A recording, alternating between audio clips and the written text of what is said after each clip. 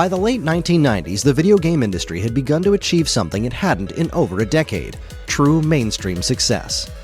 Following the North American market crash of the 1980s, games were often viewed as children's toys and struggled to find the same degree of acceptance as the film and music industries.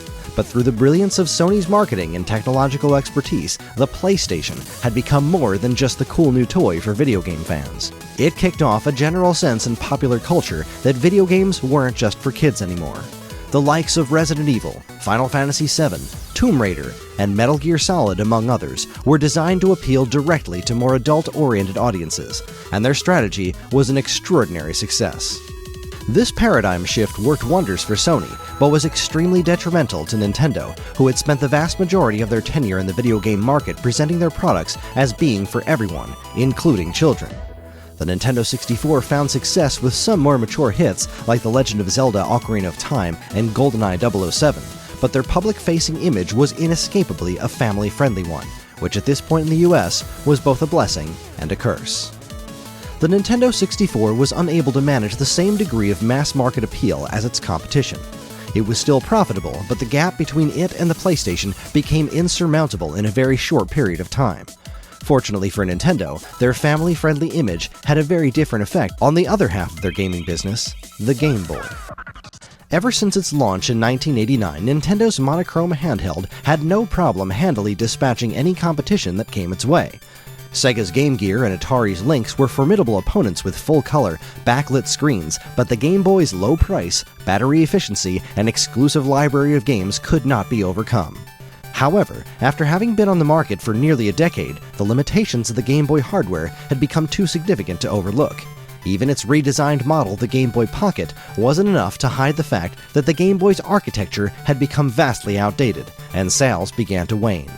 That is, of course, until the sudden appearance of a game called Pokémon. On September 28, 1998, Nintendo brought Pokémon to the Game Boy in North America.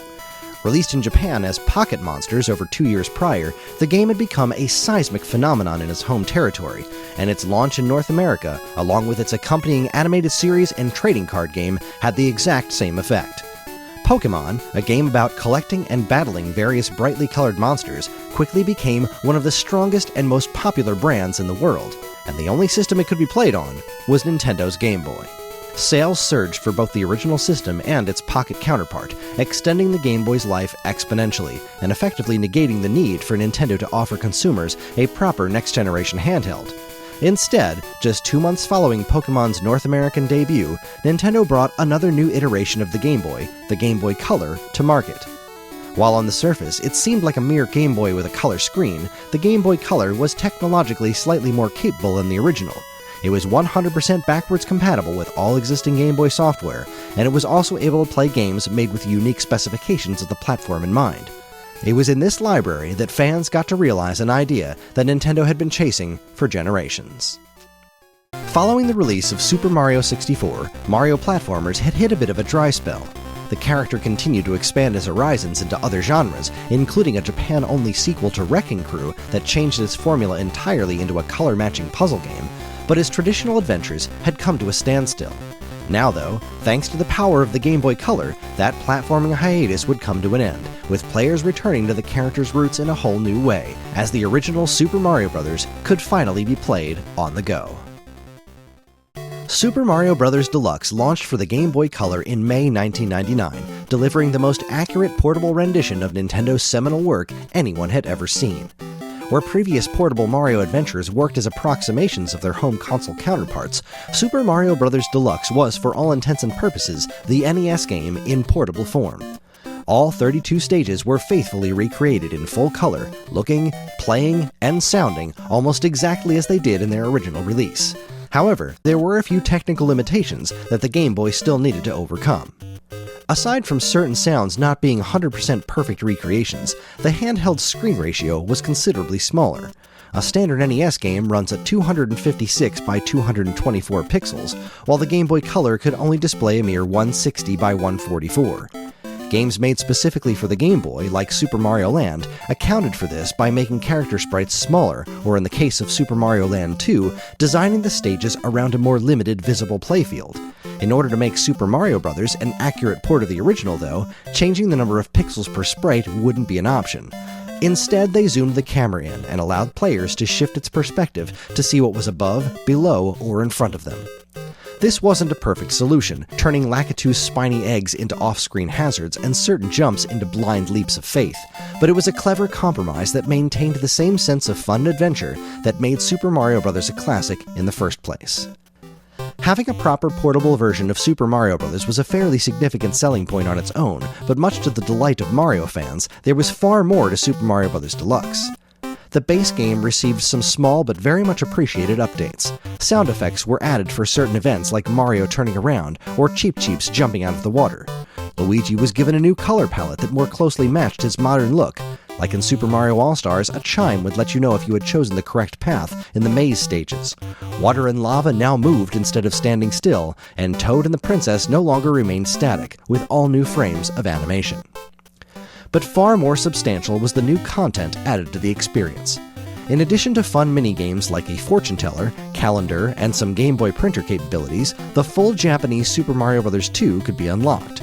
There was also Challenge Mode, where players had to complete every stage in the game while finding secret red coins, Yoshi eggs, and clear specific high score thresholds, as well as an all-new, surprisingly fun multiplayer mode, where two players connected via link cable to race through various obstacle courses with unique blocks and switches. Super Mario Bros. Deluxe may not have been a wholly original Mario game, but it was a remarkably fresh take on one of the most influential titles of all time. Its new content, especially its competitive multiplayer mode, made the game a hit with audiences and critics alike, and is arguably, from a content standpoint, the definitive version of the game to this day. But it also proved once again to Nintendo that a Mario game didn't have to be entirely new to be a success, and that sprucing up the rest of their existing Mario catalog was a very marketable idea. One they would revisit, albeit in a somewhat strange way, sooner than later. Back in the home console front, Nintendo had been working hard on the N64's successor, codenamed Project Dolphin, in the face of a quickly evolving marketplace. Sega kicked off the next generation in September of 1999 with the Dreamcast. Atari and Panasonic dropped out of the race entirely. Microsoft announced their bid to join the console wars with their new platform, Xbox, and Sony managed to find even more unprecedented success with their DVD-enabled PlayStation 2, which quickly became an unstoppable sales juggernaut.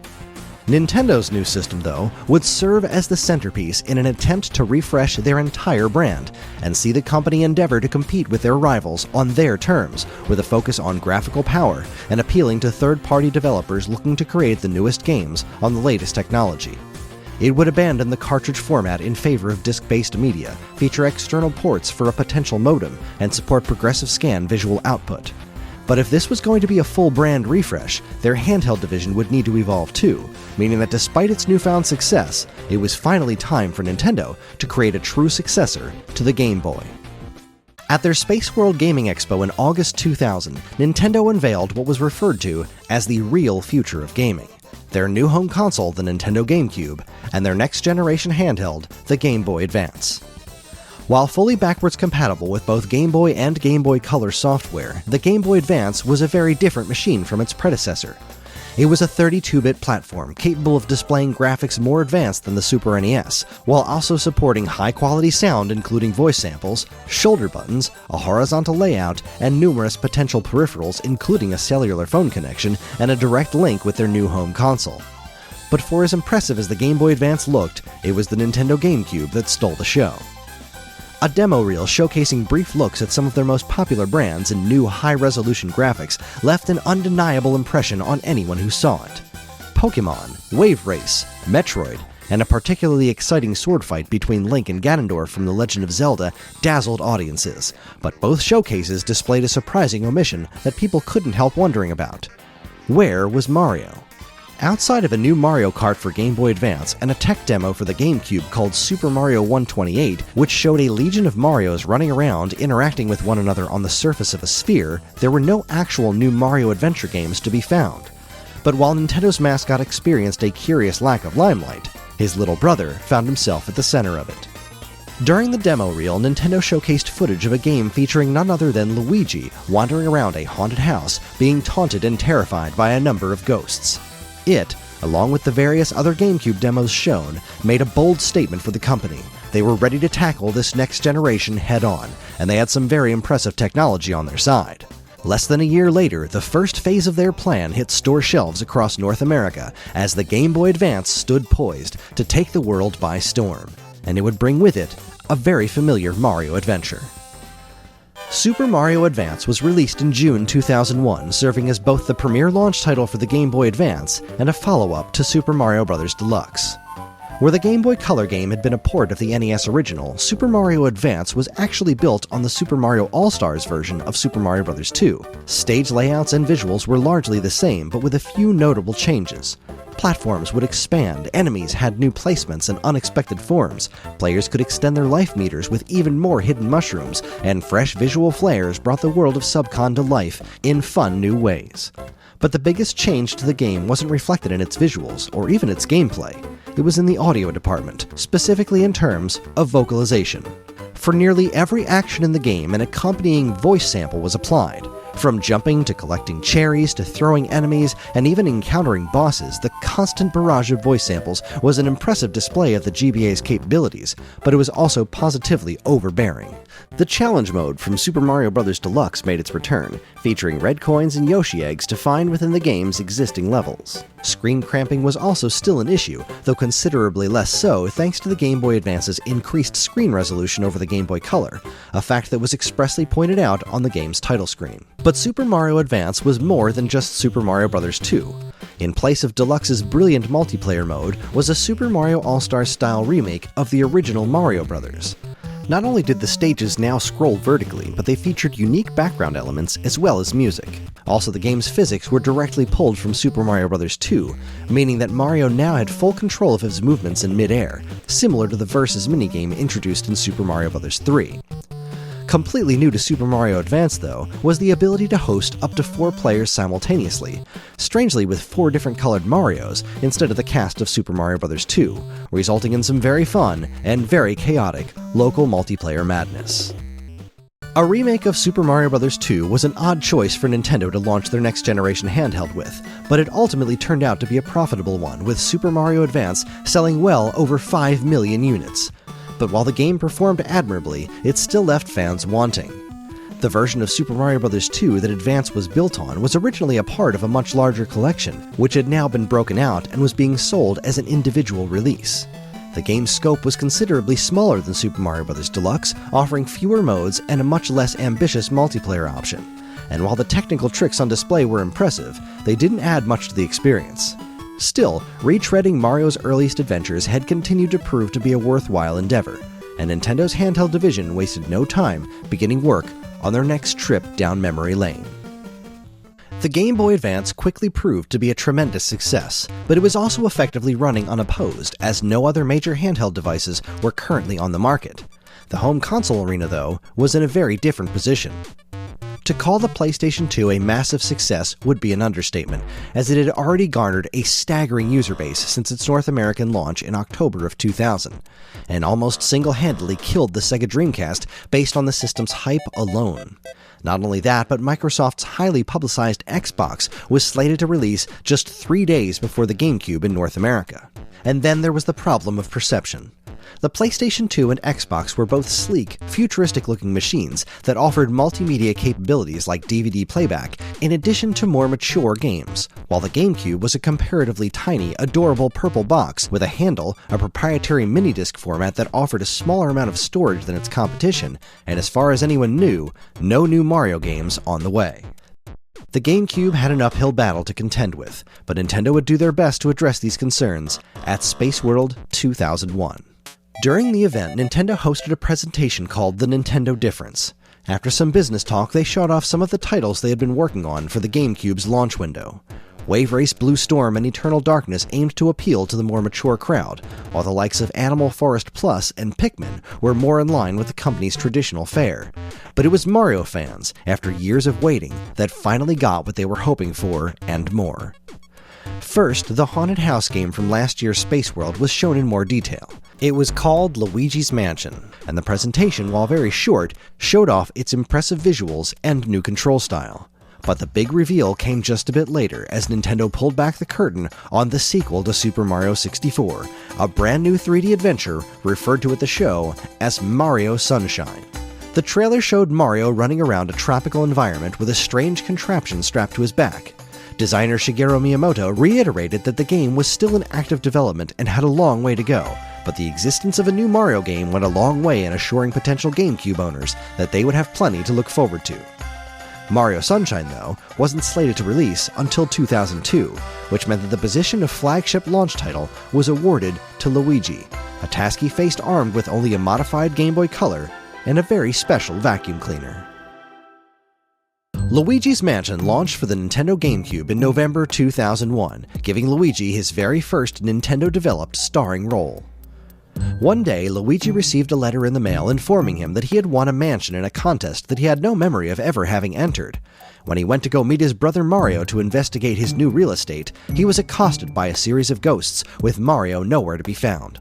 Fortunately, a tiny scientist named Professor Egad came to his rescue and brought him back to his lab. Egad had been studying the ghosts in the mysterious mansion by capturing them with his invention, the Poltergust 3000. This special vacuum could suck up ghosts and capture them so Luigi could bring them to Egad's lab, where they could be safely turned into paintings. In order to suck up the ghosts, though, Luigi would first have to stun them with his flashlight, then begin the process of pulling them in, which was more difficult than it looked. Luigi was able to find his way around the mansion thanks to the Game Boy Horror, an invention of Egad's that was designed to mimic the Game Boy Color.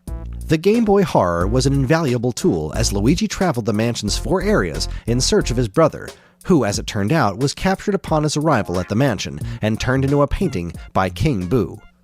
Luigi's Mansion was in no way a Super Mario game, but it does hold an important place in the series' history. It was technically Luigi's first proper solo outing, having first starred in Luigi's Hammer Toss, a promotional game from 1990 distributed at McDonald's, and then again in 1993's Mario is Missing, an edutainment title from the Software Toolworks where Luigi had to travel to real-life locations to rescue his brother from Bowser. But this was his first original game, published and developed by Nintendo themselves, as well as the first time this degree of characterization had been applied to Mario's brother in a video game.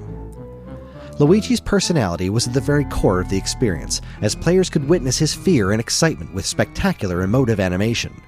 The majority of the game's soundtrack was actually sung by Luigi himself, with the character humming the game's theme song through varying degrees of trembling depending on how scared he was at that particular moment. There was even a dedicated button for making Luigi call out Mario's name. But perhaps Luigi's Mansion's biggest accomplishment was that it proved that Mario's brother, just like Donkey Kong and Wario before him, could perform just fine on his own. It kicked off the Luigi's Mansion series, which went on to span several successful sequels on both home consoles and in arcades, in addition to its unique world being referenced in other popular Nintendo franchises, like Super Smash Bros. And Mario Kart. Both the GameCube and Luigi's Mansion enjoyed a very successful launch, ending 2001 on a high note.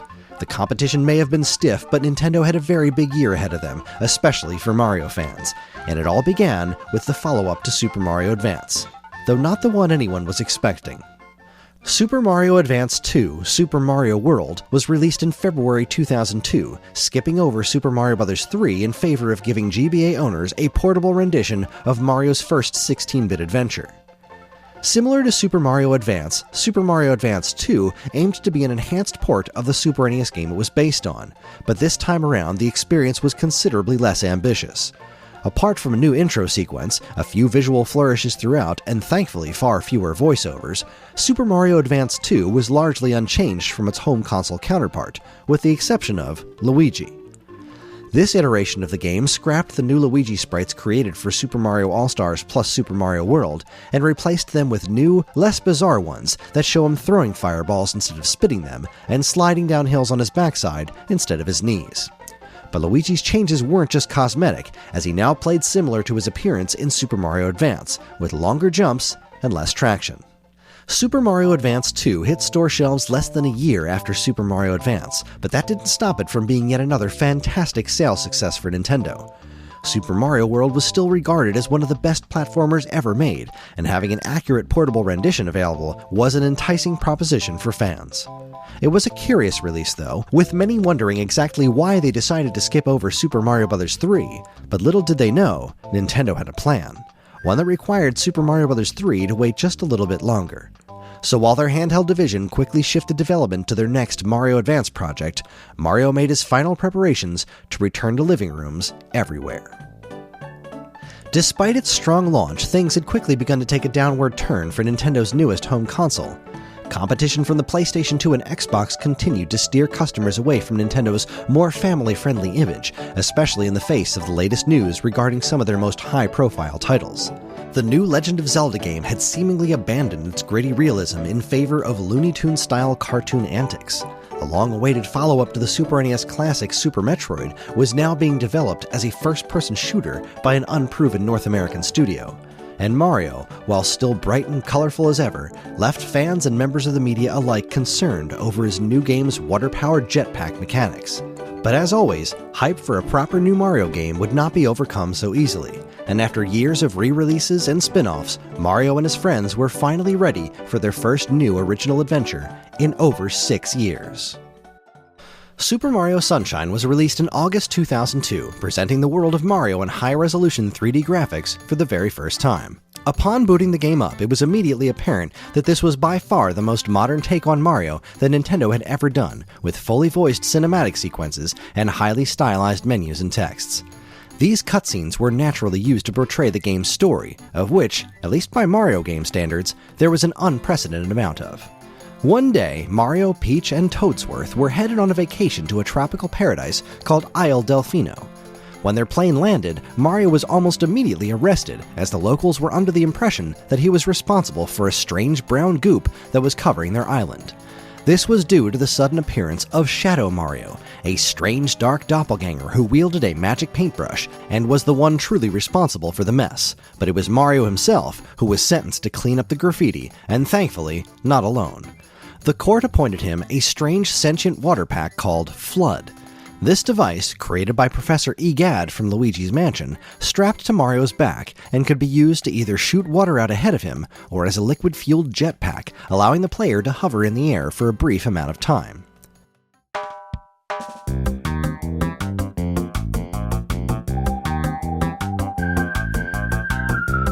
As a follow-up to Super Mario 64, the broad strokes of the game functioned largely the same.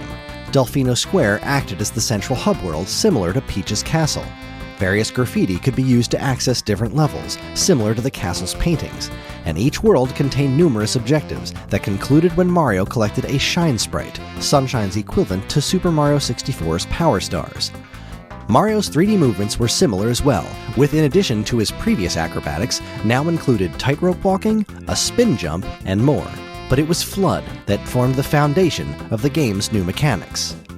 Nearly everything revolved in some way around spraying water, from basic traversal to boss encounters.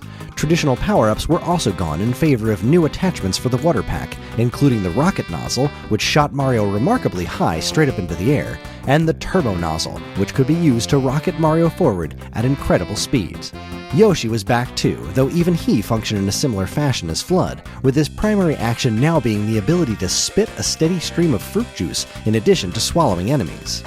Flood also introduced a degree of resource management to the game, as its water reserve was finite. Mario had to monitor its levels and refill it with any water he could find. As Mario continued to clean the island and collect more Shine Sprites, the island itself became more bright, and the story continued to unfold.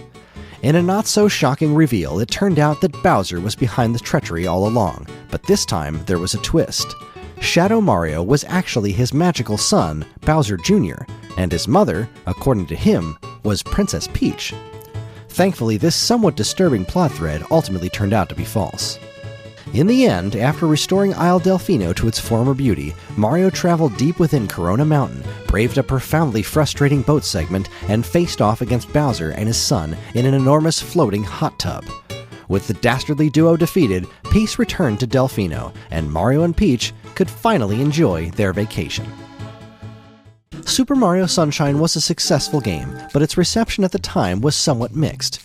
Many praised its bright, well-realized visuals and extremely catchy music, but the overwhelming focus of the new Flood accessory was seen by many as a drawback. Throughout the adventure, several bonus areas could be uncovered where Shadow Mario stole Flood, and the player had to traverse these abstract stages as just Mario, and a common sentiment at the time was that players would have been more than happy to have a game that was just that. Others complained of the general frustration Super Mario Sunshine presented in some of its later areas, like the Pachinko machine and the Sandbird stages. Still, even though it wasn't the smash hit Nintendo was hoping for, the game was generally well liked, and is still considered a highlight in the GameCube's library today. But 2002 wasn't quite done with Mario yet, and in fact, another 2D Mario game was headed to the Game Boy Advance just 1 month later, and it was yet again quite the surprising release. Yoshi's Island Super Mario Advance 3, a port of Super Mario World 2 Yoshi's Island, released on the Game Boy Advance in September 2002, continuing the increasingly confusing sequence of games in the Super Mario Advance series. This one was largely unchanged from its Super NES counterpart, with the exception of the screen cramping thanks to the GBA's smaller resolution. Yoshi's Super NES sound effects were replaced by his voice samples used in the Nintendo 64 game Yoshi's Story, and there were 6 unique unlockable stages made specifically for this release, but other than that, the two versions were virtually identical. Due to the nature of the game being so different from traditional Mario platformers, the inclusion of the Mario Bros. Multiplayer mode felt particularly out of place here, but all in all, players were more than happy to have an incredibly faithful port of one of the finest platformers ever made available on the go. And its sales numbers reflected that, as Super Mario Advance 3 proved once again to be a big hit for Nintendo. But this curious release made one lingering question all the more prevalent. Where in the world was Super Mario Bros. 3? Just over 1 year later, Nintendo would deliver an answer, one that would prove to have been worth the wait. Super Mario Advance 4 Super Mario Bros. 3 released for the Game Boy Advance in October 2003, continuing to confuse consumers with its bizarre numbering scheme, while finally bringing the last of Mario's original 2D adventures to Nintendo's handheld line.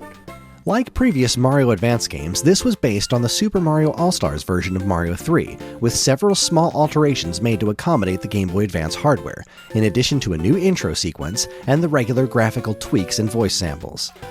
These changes were more in line with what was done for Super Mario World as opposed to the more sweeping alterations made in the original Super Mario Advance, and once again included the same Mario Bros. Multiplayer game as the previous entries.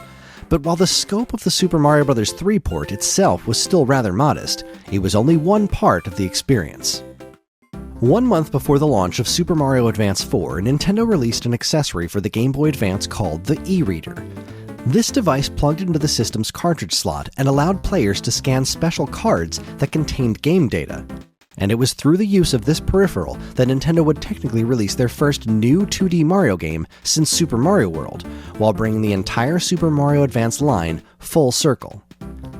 Included with every new copy of Super Mario Advance 4 were a selection of e-reader cards. Some of these could be used to access power-ups during regular gameplay, some included demonstrations on how to speedrun certain stages in the game, but others contained something far more exciting: all new levels. These were fittingly called level cards, and were sold in packs at various retail outlets.